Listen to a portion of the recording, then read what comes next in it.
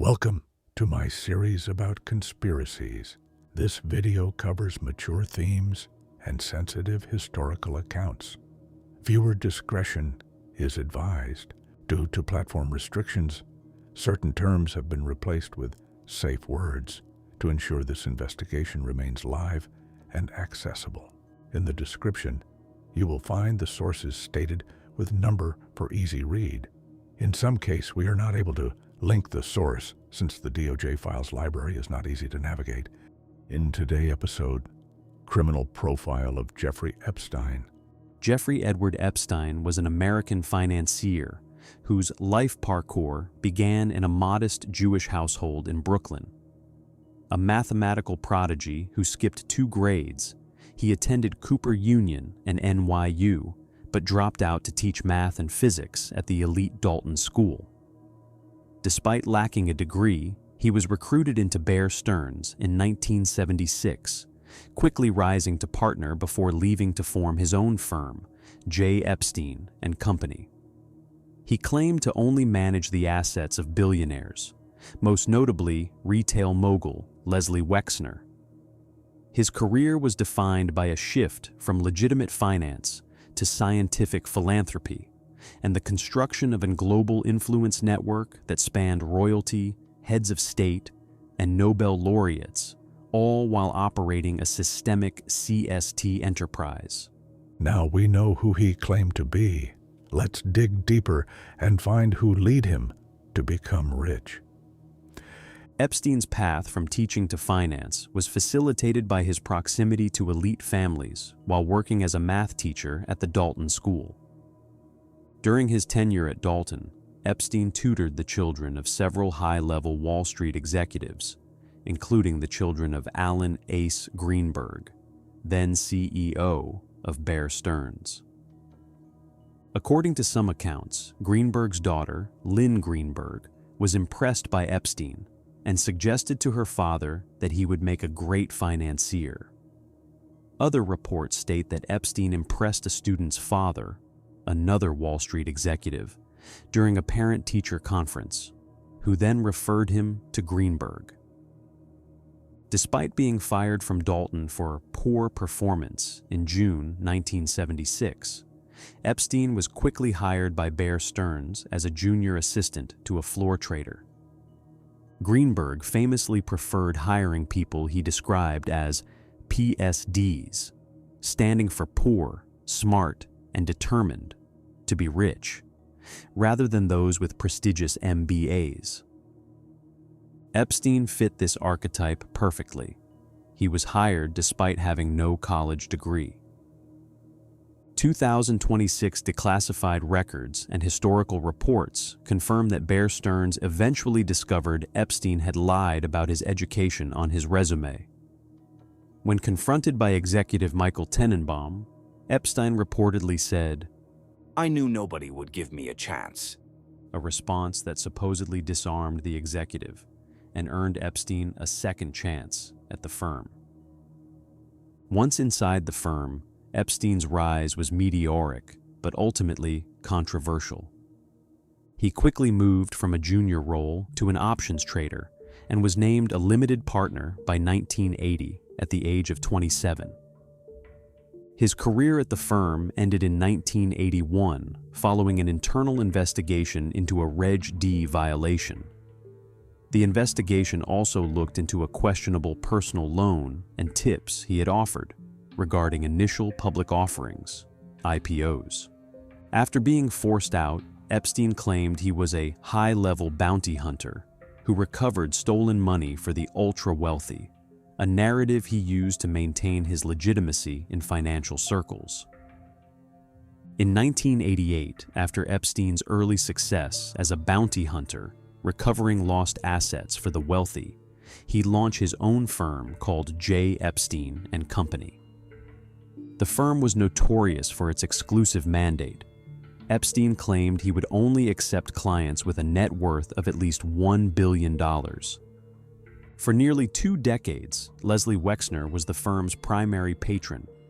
Epstein held power of attorney for Wexner, allowing him to buy, sell, and borrow in Wexner's name, and granting him nearly limitless access to the billionaire's wealth. Between 2012 and 2017, Apollo Global Management co-founder Leon Black paid the firm over $158 million for tax and estate planning services.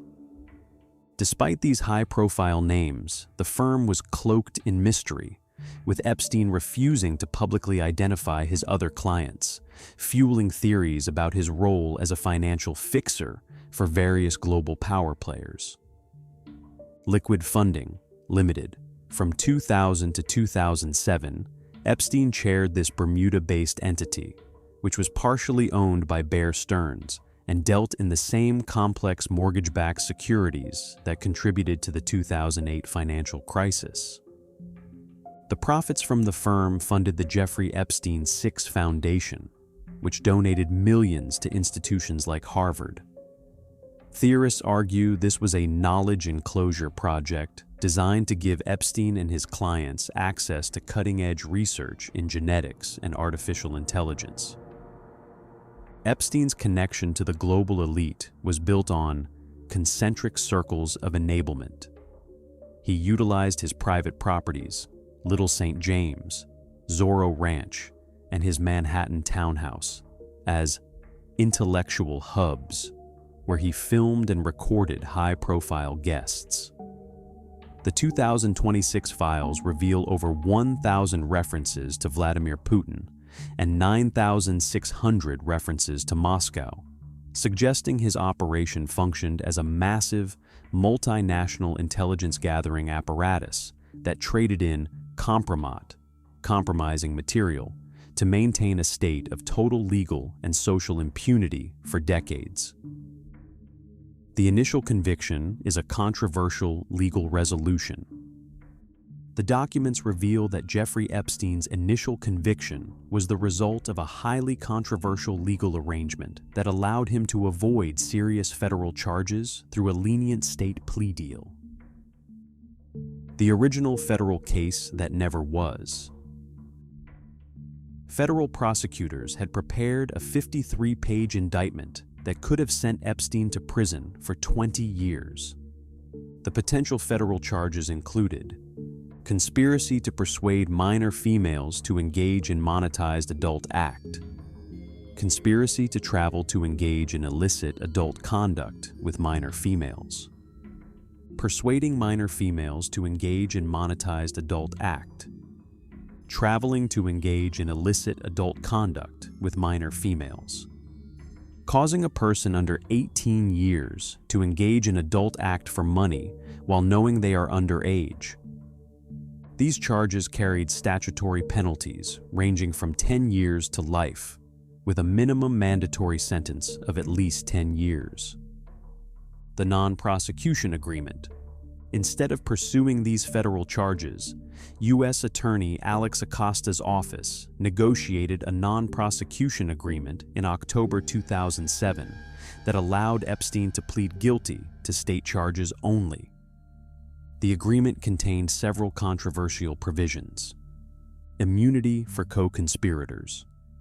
In consideration of Epstein's agreement to plead guilty and to provide compensation, the United States also agrees that it will not institute any criminal charges against any potential co-conspirators of Epstein, including but not limited to redacted names. This blanket immunity extended to individuals like Sarah Kellen, Adriana Ross, Leslie Goff, and Nadia Marcinkoff. Confidentiality requirements. The agreement stated that the parties anticipate that this agreement will not be made part of any public record, which prevented victims from being notified about the deal. Victim compensation structure. Epstein agreed to pay attorney fees for victims and settle civil damage claims without admitting guilt, which attorney Alan Dershowitz characterized as extortion under threat of criminal prosecution. The state plea deal. Epstein ultimately pleaded guilty in June 2008 to 2 state charges: procuring a person under age 18 for monetized adult act, soliciting monetized adult act. His sentence was remarkably lenient. 18 months in county jail, Palm Beach detention facility. 12 months of house arrest at his Palm Beach home following release. 12 months of community service at his own nonprofit, the Florida Science Foundation. Registration as a SO for life. Despite the 18-month sentence, Epstein served only 13 months in jail, having earned gain time for good behavior. During his incarceration, he was allowed to leave the jail 16 hours a day, 6 days a week on work release. The case began with a Palm Beach police investigation in 2005 after a complaint from a relative of a 14-year-old girl who had given Epstein a massage at his home. Police sought felony charges that would have resulted in imprisonment, but the state attorney initially agreed to charge Epstein only with 1 count of aggravated assault with no intent to commit a felony, which would have resulted in no jail time, no SO registration, and no restitution. A 2006 Florida grand jury investigation into Epstein's SA of dozens of underage girls produced transcripts that were kept secret until 2024, when Florida Governor Ron DeSantis signed legislation allowing their release. The documents show ongoing legal efforts by media organizations like the Palm Beach Post to obtain these records. The documents reveal that victims were not consulted about the plea deal, and the U.S. Attorney's Office made no serious effort to locate some victims. Victims later filed motions arguing the government violated their rights under the Crime Victims' Rights Act by not conferring with them when reaching the deal.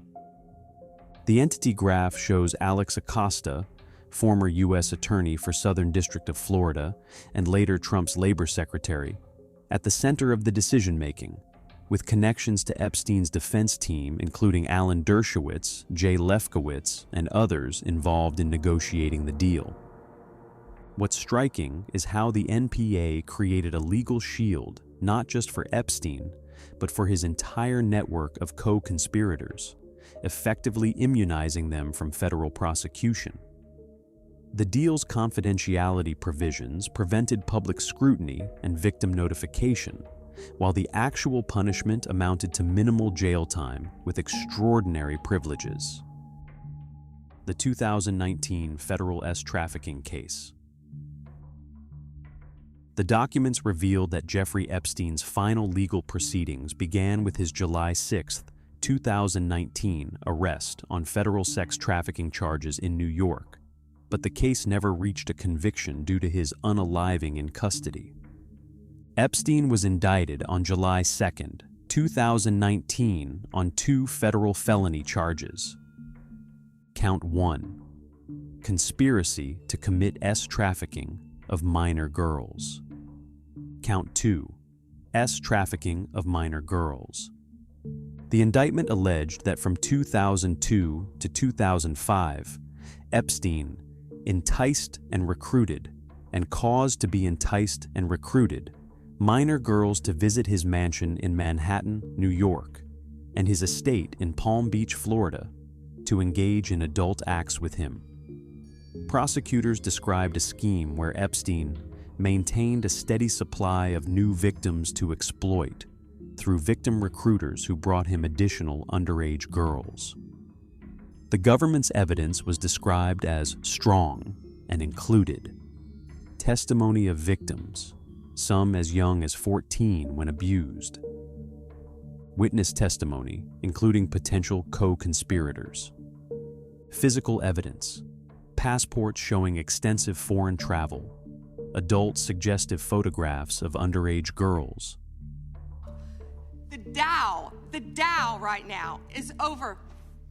The Dow is over $50,000. I don't know why you're laughing. You're a great stock trader, as I hear, Raskin. Police reports describing witness tampering and intimidation. Plea discussions from the earlier Florida case. The evidence also included high school transcripts of victims, messages from victims scheduling appointments to work, and lewd photographs of young-looking girls. After his arrest, Epstein was detained at the Metropolitan Correctional Center, MCC, in Manhattan. At his July 8, 2019 arraignment, he pleaded not guilty. The court ordered him detained pending trial, noting that because he was charged with sex trafficking involving minors, there was a presumption in favor of detention under federal law. Epstein's defense team argued that the 2007 non-prosecution agreement should bar the New York charges, claiming double jeopardy. Oral arguments on this issue were scheduled for October 2019. Epstein died on August 10, 2019, while in custody at MCC. The timeline shows July 23, 2019, Epstein's first unaliving attempt. July 24th to 29th, 2019, placed on unalive watch. July 29th, 2019, MCC, chief psychologist approved removal from unalive watch. August 9th, 2019, cellmate released from cell. August 10th, 2019, Epstein found unresponsive, pronounced unalive at 7:36 a.m. The Office of the Chief Medical Examiner, City of New York, performed an autopsy on August 11th, 2019, and determined the cause of unliving was hanging, and the manner of death was unliving.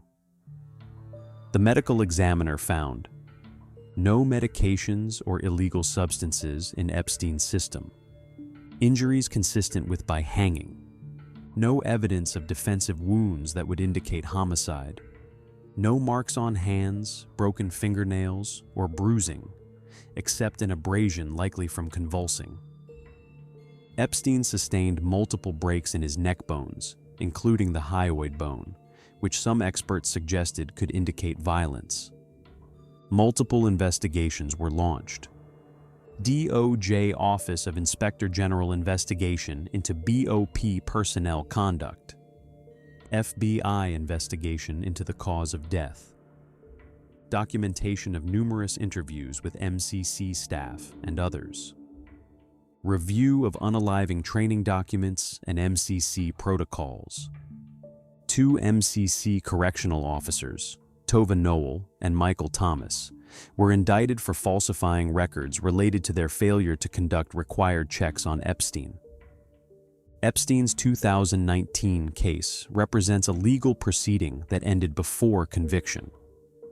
Unlike his 2008 Florida plea deal where he was convicted of state charges, the 2019 federal case would have been the first time Epstein faced federal trafficking charges with much longer potential sentences. Trial by jury with victim testimony.